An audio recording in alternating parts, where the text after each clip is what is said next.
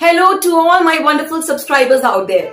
Friends, I want to thank all of you from the bottom of my heart कि आपने शिमोनी जांगल को इतना सराहा, उसे इतना प्यार दिया और उसे 3000 सब्सक्राइबर्स के एक नए माइलस्टोन पर लाकर खड़ा कर दिया। आई प्रॉमिस मैं आगे भी ऐसे ही हार्डवर्क करती रहूंगी और पूरी कोशिश करूंगी कि मैं आप सभी के लिए अमेजिंग वीडियोस बनाती रहूं और आशा करती हूं कि आप भी इस चैनल के साथ जुड़े रहेंगे। लेकिन फ्रेंड्स वो तो तभी हो पाएगा जब आपने चैनल को सब्सक्राइब किया हो और बेल आइकन दबाया हो और उसमें जो ऑल का ऑप्शन है उस पर आपने क्लिक किया हो। अभी ट्विटर पर मेरे कुछ फॉलोअर्स ने मुझे कहा कि आप यूट्यूब पे वीडियोस अपलोड शायद नहीं कर रही हैं क्योंकि उन्होंने मेरे चैनल को सब्सक्राइब कर रखा है बट उनको मेरे वीडियोस दिख नहीं रहे हैं। तो फ्रेंड्स जब तक आपने ऑल ऑप्शन पे क्लिक नहीं किया होगा आपको मेरे नोटिफिकेशंस नहीं मिल पाएंगे। So do it right now and stay tune to Shimoni's angle. Now moving on to the video. नमस्कार दोस्तों, मैं हूं शिमोनी थरट। स्वागत करती हूं आप सभी का एक बार फिर से शिमोनीज एंगल पर। दोस्तों, यूक्रेनियन प्रेसिडेंट वोलोदिमीर ज़ेलेंस्की, जिसका यूक्रेनियन भाषा में मतलब है रूलर ऑफ द वर्ल्ड, का उदय आज एक वर्ल्ड क्लास लीडर के तौर पर हुआ है। 24 फरवरी से पहले जिसका नाम शायद ही दुनिया ने सुना हो, उसके बहादुरी के किस्से आज बच्चे बच्चे की जुबान पर है। 2019 में जब ज़ेलेंस्की राष्ट्रपति बने तो उन्होंने वहां के लोगों को एक करप्शन फ्री रेजिम देने का वादा किया था। प्रेसिडेंट बनने से पहले ज़ेलेंस्की की पहचान एक कॉमेडियन के तौर पर हुआ करती थी। उनके TV show servant of the people में उन्होंने एक ऐसे व्यक्ति का किरदार निभाया था जो स्कूल टीचर है और फिर अचानक एक दिन देश का राष्ट्रपति बन जाता है। और जैसा कि एक कहावत है, लाइफ इमिटेट्स आर्ट, और आज वो सचमुच देश के राष्ट्रपति बन गए। उनका राष्ट्रपति बनना एक असाधारण घटना थी क्योंकि पॉलिटिक्स से उनका दूर दूर तक कोई भी नाता नहीं था। वो तो बस टीवी के जरिए लोगों को हंसाकर ही खुश थे। नवंबर 2019 में हुए राष्ट्रपति चुनाव में उनको अप्रत्याशित सफलता मिली और 73% वोटों के साथ वो देश के सबसे युवा राष्ट्रपति बन गए। राष्ट्रपति के अब तक के कार्यकाल में उनकी छवि एक ऐसे नेता की थी जो करप्शन के मोर्चे पर असफल थे और उनकी एडमिनिस्ट्रेटिव एक्यूमेन भी सवालों के घेरे में थी क्योंकि उन्होंने प्रोफेशनल लोगों की जगह टीवी के अपने दोस्तों को ही सरकार में कई उच्च पद दिए थे।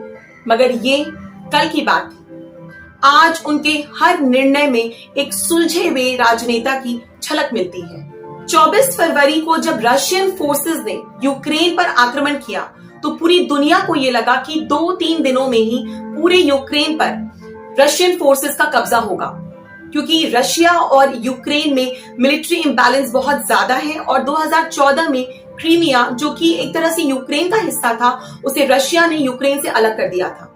ज्यादा पीछे नहीं जाते हैं और 2021 में अफगानिस्तान से अमेरिकन फोर्सेस के विड्रॉ करते ही तालिबान ने कुछ ही दिनों में अफगानिस्तान पर कब्जा कर लिया था और वहां के राष्ट्रपति अशरफ गनी अपने देश के लोगों को उनके हाथ पर छोड़कर भाग खड़े हुए।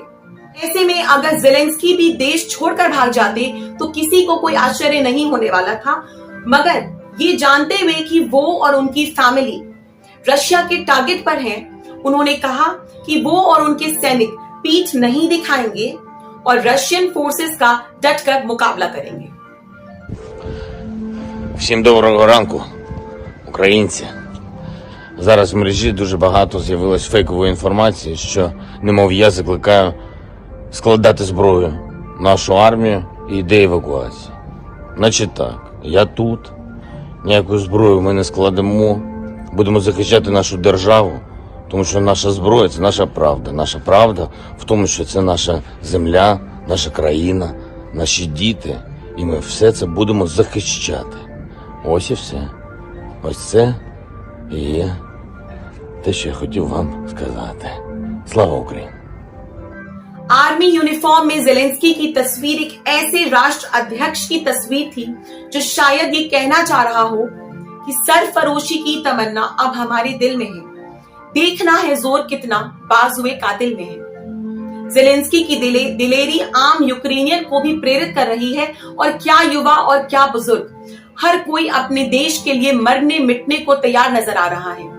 एक तरफ वो बुजुर्ग महिला है जो हथियारबंद रूसी सैन्य के सामने डटकर खड़ी हो जाती है, तो दूसरी तरफ 80 साल के वो व्यक्ति जो अपनी देश की रक्षा के लिए आर्मी ज्वाइन कर लेते हैं।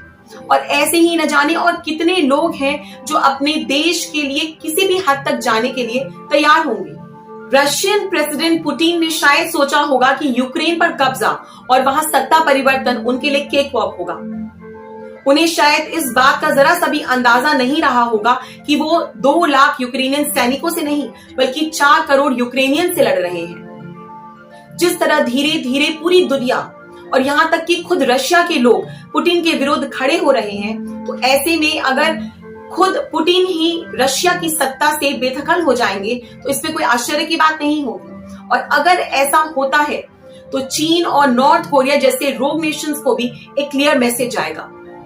दोस्तों, आज जब मैं 28 फरवरी को ये वीडियो शूट कर रही हूं, तो लड़ाई के बीच ऐसे समाचार भी आ रहे हैं कि रशिया और यूक्रेन बातचीत के लिए तैयार हैं। और अगर ये न्यूज सही है तो ये एक पॉजिटिव डेवलपमेंट है। दोस्तों, ये पूरा हफ्ता बहुत अहम है और अगर यूक्रेन इस जंग को जीतने में कामयाब होती है तो ये एक ऐतिहासिक जीत होगी और इस जीत का श्रेय एक ऐसे व्यक्ति के सर होगा जो अपने देश का नेतृत्व करते हुए मरने तक के लिए तैयार था।